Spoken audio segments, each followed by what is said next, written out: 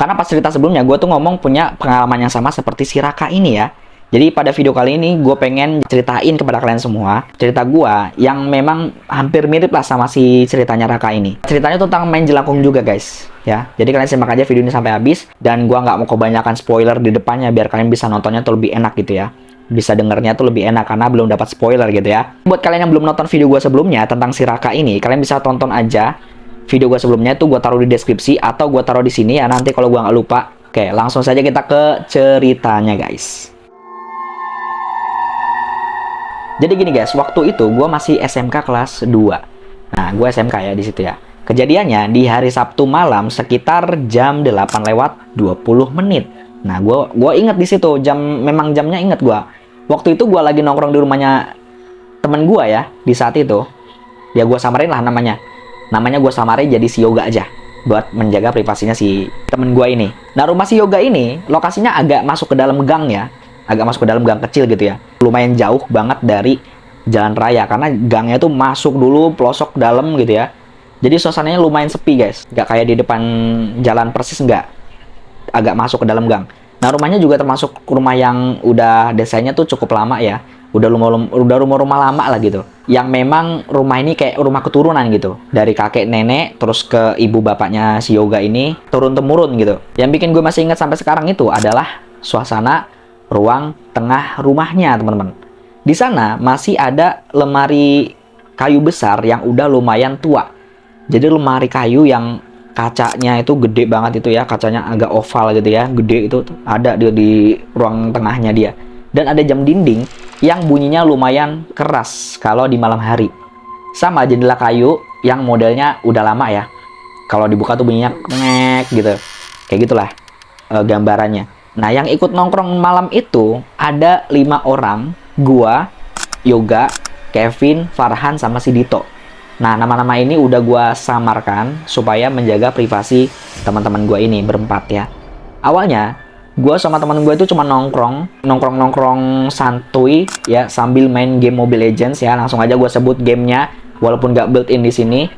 Makan gorengan juga di situ sambil ngobrol ngalor ngidul lah di situ sampai ya nggak kerasa kalau waktu itu udah menunjukkan sekitar jam 8 malam. Dari abis maghrib tuh di situ mainnya. Waktu itu gue beli es teh manis juga ya, yang gelas plastik gitu, yang embunnya itu bisa tertinggal di meja gitu ya, yang gelas plastik, gelas-gelas pop es gitu ya. Nah, sekitar jam 8:20 lampu rumahnya Yoga itu sempat mati sebentar, sekitar 3 atau 2 detik. 3 kayaknya, 3 detikan. Tiba-tiba biar mati gitu, lagi main game asik-asik. Untung nggak pakai wifi rumahnya Yoga tuh ya. Kalau lagi pakai wifi rumahnya Yoga, auto lost track di situ ya. Kita semua waktu itu cuma ketawa-tawa biasa aja ya. Karena ya ini listriknya Yoga jepret, apa memang daerah situ sering mati lampu kali ya kalau malam-malam gitu ya. Setelah itu, obrolan kita itu tiba-tiba nyambung ke cerita horor, ke cerita-cerita mistis. Dari rumah kosong, terus cerita pendaki gunung yang menghilang gitu ya, hilang misterius, sampai akhirnya bahas permainan jelangkung. Yang paling semangat buat bahas itu justru si Kevin guys. Kevin ini excited sendiri di situ untuk cerita hal-hal kayak gini gitu. Jadi dia yang getol banget untuk kita tuh ceritain hal kayak gini. Dan si Kevin ini ngomong kalau cerita ini tuh nggak seserem seperti yang orang-orang bilang gitu. Kalau kita nggak macam-macam aja.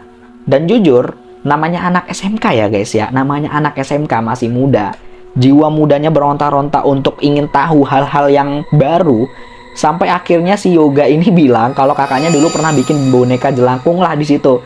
Itu yang makin membuat kita jiwa mudanya meronta-ronta untuk nyobain hal baru, main jelangkung gitu ya. Kakaknya Yoga ini nyimpen, dulu ada pentas seni, dia bikin boneka jelangkung kayak gini. Dulu tuh nggak dianggap horor ya boneka kayak gini ya, karena memang dulu belum ada boneka yang isinya busa gitu ya, masih berbahan kayu-kayu gitu. Nah, masih disimpan tuh sama si kakaknya Yoga sampai sekarang. Awalnya, gue kira itu dia cuma bercanda si Yoga nih, punya mainan jelangkung kayak gini. Tapi sekitar 5 menit kemudian, dia beneran bawa boneka itu guys. Ngapain juga dibawa ya? Dan boneka itu bener-bener jelangkung, memang mirip jelangkung yang sering kita lihat di film-film gitu ya. Sering gue lihat di film-film gitu. Bentuknya tuh sederhana, terus kepalanya dari batok kelapa kecil. Bukan batok kelapa yang buat gayung zaman dulu, bukan ya. Batok kelapanya kecil. Dan badannya dari sapu-sapu gitu ya. Dari sapu yang disusun-susun, diikat gitu ya. Kalian tahu lah ya. Sama di pakaiannya tuh, bajunya tuh pakai kain putih yang memang udah agak menguning karena udah lama ya. Yang paling gue inget justru baunya guys di situ. Baunya nih. Baunya tuh campuran kain lama yang lembab sama campuran bau kayu ya yang udah lama nggak kena matahari. Baunya tuh kayak gitu. Ya sebagai bayangan lah, lemari yang udah lama nggak dibuka berbulan-bulan tuh, kalian buka lemarinya, nah baunya kayak gitu. Kecuali kalian pakai kamper ya, itu beda lagi. Dan entah kenapa, pas pertama kali gue nyium baunya, itu langsung rasa di vibes-nya di diri gue tuh nggak nyaman gitu rasanya. Nah si Kevin, waktu itu, si Kevin ini, yang megang boneka itu paling lama si Kevin nih. Karena dia excited sendiri di situ. Dia sempet bilang sambil ketawa kecil lah di situ. Dingin banget ya ini suasana gitu ya, suasananya maksud dia kali.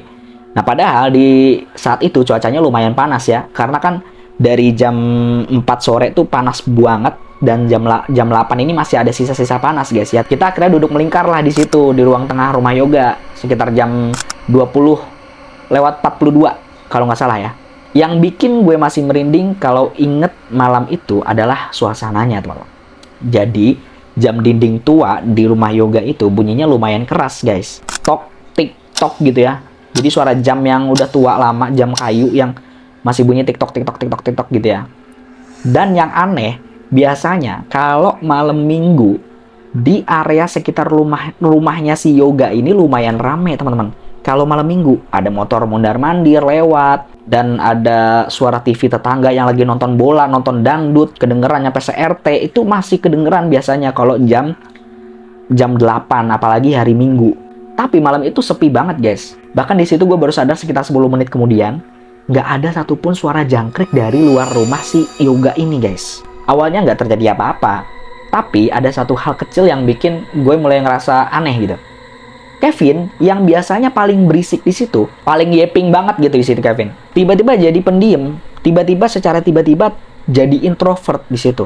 Nggak tahu kenapa tiba-tiba introvert nih. Dia lebih banyak diam sambil ngeliatin boneka jelangkung itu dibanding ikut ngobrol sama kita.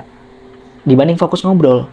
Nah, gue di situ sempat bercanda ke dia gitu ya, ke Kevin ini, ngedumel apa ya, nyeletuk gitu ya. Gini ngomong gini gue ke Kevin ya. Lah, Vin, lu kesambet duluan. Gue ngomong kayak gitu ke Kevin biar memecahkan suasana aja lah. Dan di situ akhirnya Kevin ketawa lah, ketawa kecil lah ya, nggak ketawa ngakak nggak. Beda dari biasanya guys. Biasanya kalau Kevin ketawa itu sampai nepuk pundak orang atau pundak temannya yang ada di sebelah dia, ditepok sampai sekeras-kerasnya. Tapi di malam itu dia cuman ya ketawa kecil aja, senyum lebar gitu ya, senyum lebar santai gitu, nggak hahaha gitu nggak. Jujur di situ gue mulai nggak nyaman. Dalam hati gue jujur janggal ya, jujur janggal. Sampai sekitar 15 menit kemudian kita memutuskan buat berhenti lah main ini. Jujur aja dari awal gue juga nggak nyaman sama permainan hal kayak gini ya, karena gue juga percaya waktu itu hal-hal kayak gini tuh beneran ada waktu itu ya. Tapi setelah itu nggak ada kejadian yang aneh atau kejadian ekstrim di malam itu guys. Nggak ada boneka yang gerak sendiri kayak di ceritanya si Raka itu. Terus nggak ada hal-hal horor kayak di film-film gitu ya, nggak ada. Normal, semuanya normal. Nggak ada hal-hal aneh, anomali itu nggak ada. Hal janggal nggak ada. Makanya gue sama sekali nggak kepikiran kalau bakal ada sesuatu yang terjadi setelahnya. Nah sebelum pulang, ada satu kejadian. Ya kejadian kecil lah ya di situ. Yang waktu itu kita anggap cuman bercandaan doang lah di situ.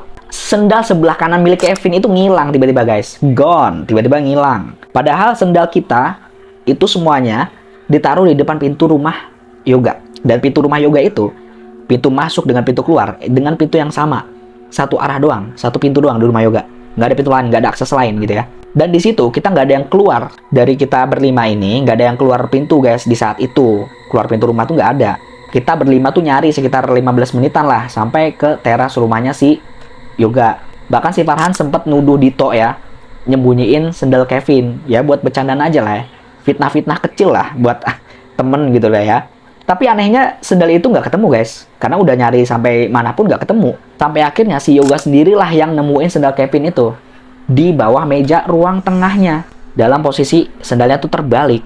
Padahal dari awal itu kita udah nggak masuk lagi ke ruang tengah, nggak ada yang masuk lagi ke ruang tengah di situ, karena kita duduknya tuh di ruang keluarga. Ruang keluarga sama ruang tengah itu disekat pakai tembok di situ ya. Nah waktu itu kita masih ya ketawa-tawa santai lah, ketawa-tawa biasa lah.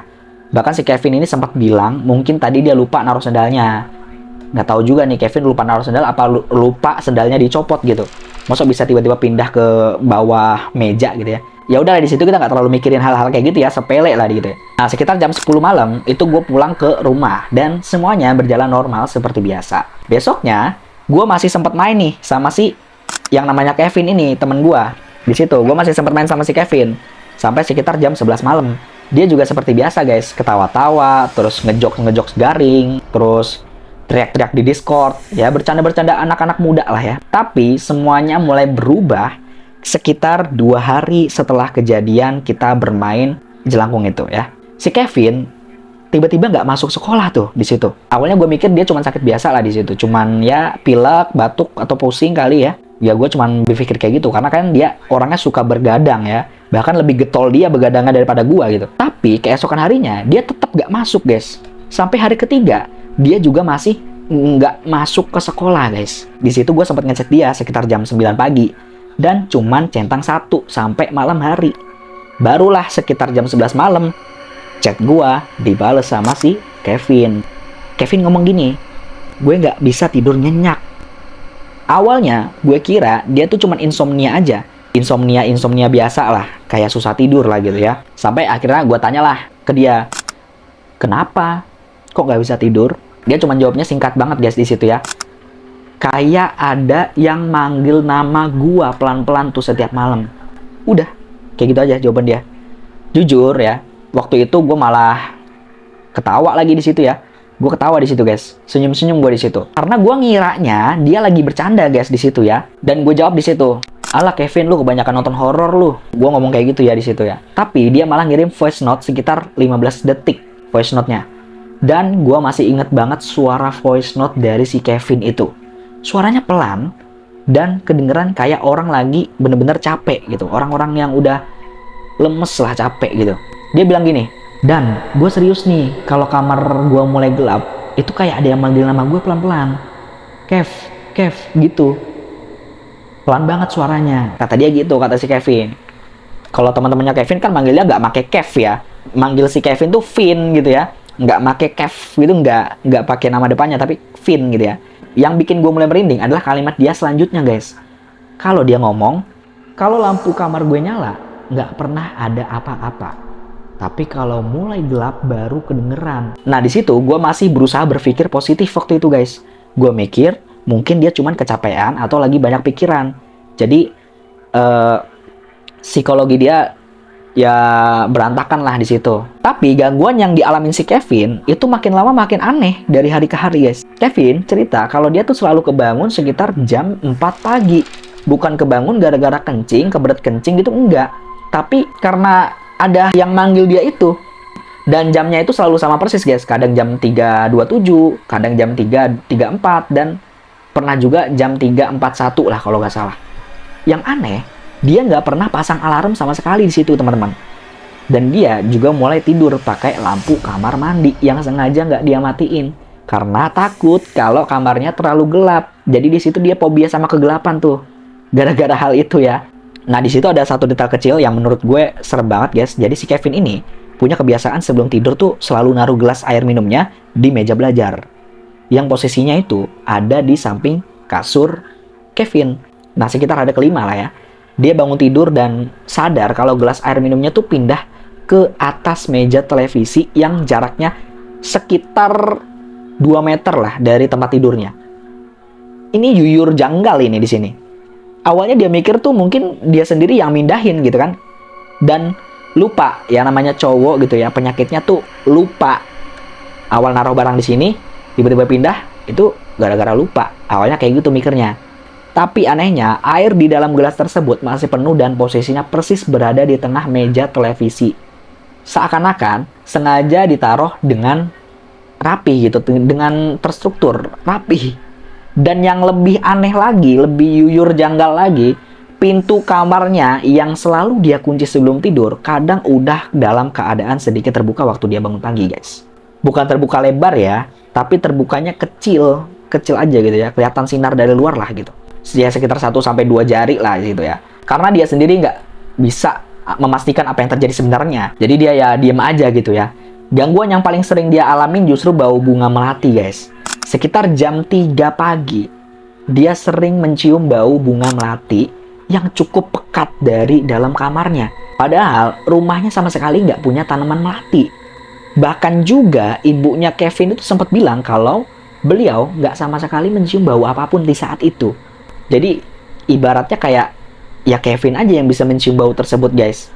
Sampai akhirnya sekitar 1 minggu setelah kejadian itu, maknya Kevin atau ibunya Kevin ini sempet nanya sesuatu yang bikin ya gue lumayan merinding lah di waktu itu. Dengan ceritanya si ibunya Kevin ini.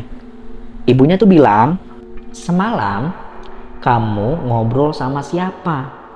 Kevin yang waktu itu baru bangun tidur, langsung bingung lah di situ ya. Kok tiba-tiba mak gue nanya kayak gini nih? Dia jawab, aku nggak ngobrol sama siapa-siapa mah. Ibunya malah bilang gini guys, soalnya mama denger kamu kayak lagi jawab-jawaban sama seseorang sekitar jam 3 pagi tuh. Nah, tubuh Kevin di situ langsung terbujur kaku beberapa detik karena malam itu dia tuh tidur sendirian di kamarnya.